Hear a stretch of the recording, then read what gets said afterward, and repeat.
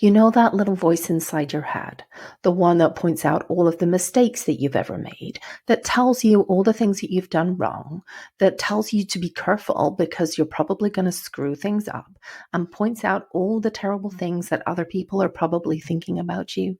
Yeah, that voice, that damaging little voice that speaks to you in ways that you would never dream to speak to someone else. Most of us have a voice like that to some extent. And when I work with people in therapy, I ask them if they'd like to get rid of that voice. And the majority of people say no. Surprised? My name's Ruth Ann. I'm a clinical psychologist and an expert in relationships and issues of narcissism.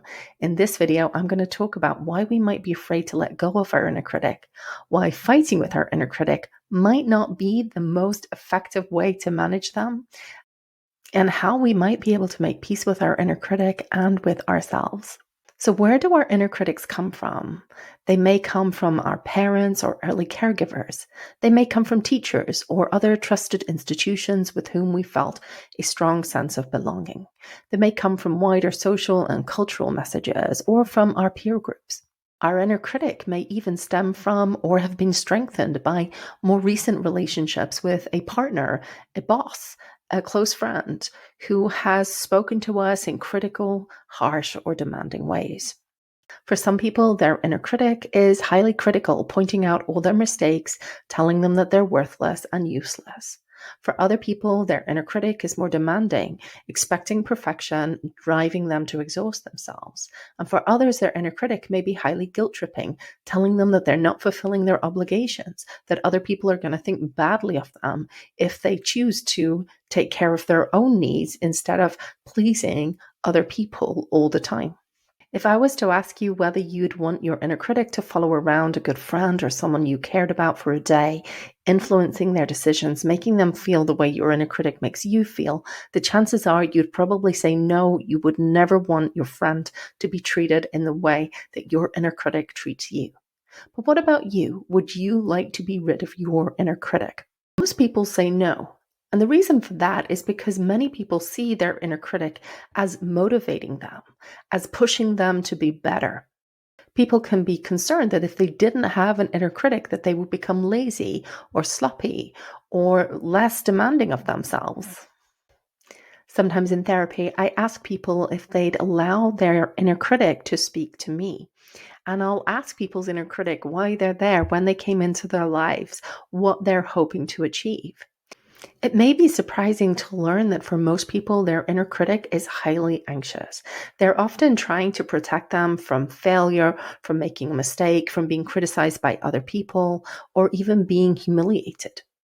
Our inner critics can be a bit like an overly anxious parent who interferes with a child, pointing out all the things that they might make mistakes on, trying to protect them, but ultimately undermining their confidence and leaving them to feel very fearful of making a mistake. Sometimes our inner critics might be working very hard with the aim of protecting us, but ultimately undermine us and cause more harm than good.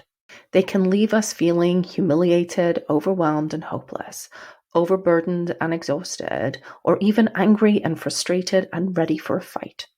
I also like to explore how people respond to their inner critic. For some people, they simply accept everything that the critic says about them as being true. And that can lead them to perhaps avoid putting themselves in situations that might be challenging because they don't want to make a mistake. They can really hold themselves back for fear of making mistakes, screwing up, and confirming that what their critic is saying, that they're worthless and useless and incapable, is true. Others might strive to please their inner critic, to placate them, to work extra hard, to be perfect, to never make mistakes, to not rely on other people or show their weakness or vulnerability, but become utterly exhausted, unable to relax, and unable to be at ease in the world. Other people may reject their inner critic entirely and seek to prove their inner critic wrong through extraordinary success and accomplishment. Indeed, I think the essence of narcissism is often trying to prove a very strong, very shaming inner critic wrong through some extraordinary accomplishment or achievement, but in a way that really has no tolerance or acceptance of setbacks, frustrations, or failure along the way. And this can lead to very fragile self-esteem, high levels of defensiveness, and a real inability to relate to and connect to other people because of constantly having to prove oneself to be the very best.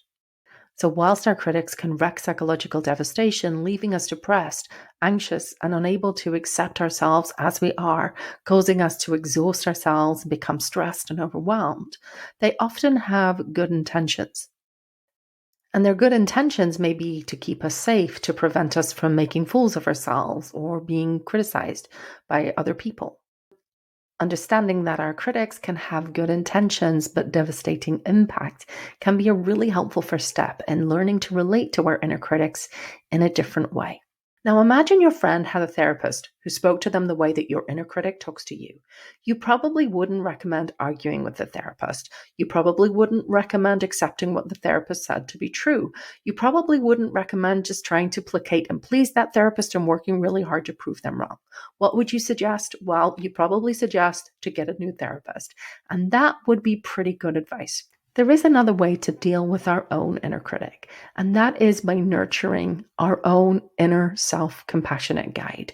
It could be our own good parent, our own healthy adult, our own inner teacher or inner therapist, whatever you want to call that part of you that is wise, that is focused on your best interests, that is completely accepting of you and wants the best for you. By nurturing that side of you, you can build a different relationship with yourself and a different relationship with your inner critic. Some relatively straightforward places to start might be to simply ask yourself, what would you say to a good friend who was in your situation? And not just what would you say to them, but what would your tone of voice be, your attitude, your body language? And begin to experiment with talking to yourself the way that you would talk to a really good friend. You can also imagine what a good friend who really cared about you might say to you and how they would respond to you if they understood the situation that you were in. And that can be a really good way to start tapping into a friendlier, warmer, wiser, and more compassionate side of ourselves. And by nurturing that, intentionally nurturing that over time, we can start to relate to ourselves in a different way. Now, this might be changing a relationship pattern with yourself that has been going on for many, many years, maybe even a lifetime.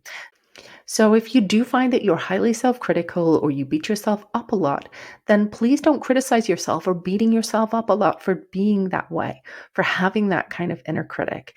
A good place to start is by simply having compassion, that being compassionate to yourself is really hard sometimes, and that you do beat yourself up, and that causes a lot of suffering and pain and setbacks for you. That's not something to condemn yourself for. It's something to understand, to commit to changing, but to view through the lens of compassion and care for yourself. Now, I don't suggest engaging in a battle with your inner critic or fighting with them and arguing with them. But what you can do is you nurture this stronger, wiser, more compassionate part of you, is you can start to relate to that critic in a different way. You can begin to recognize the fears that underpin your self-criticism, the ways in which you view yourself so harshly from a place of anxiety and fear of not being acceptable just the way you are, of not being lovable, of not being good enough. And you can also begin to respond to your critic from a place of self-compassion and self-assuredness and self-acceptance. You can begin to reassure your inner critic that you can handle setbacks, frustrations, and even criticism if it comes your way, and that you don't have to prove your worthiness or your lovability. And when you begin to live from that place of compassion, self-acceptance, and self-assuredness, you can start to make peace with your inner critic and with yourself. If it seems really impossible that you would be able to switch from a pattern of criticism and self-recrimination to one of self-compassion and acting in your best interests, there's a traditional Native American story that I often tell to the people I work with in therapy that's really, really helpful.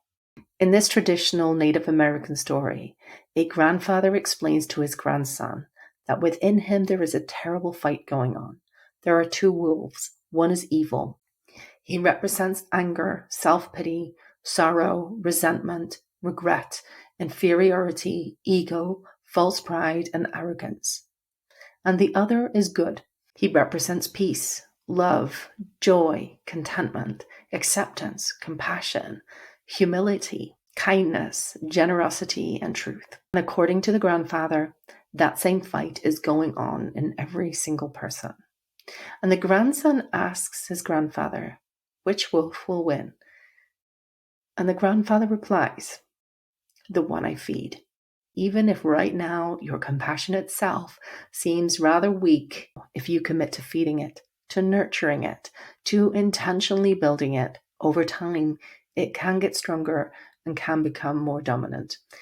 I hope this video has been helpful, so let me know what you think. Leave a comment, share your thoughts about what it's like to deal with your inner critic. If you like this video, hit the like button, subscribe so you can hear more from me. I look forward to seeing you next time.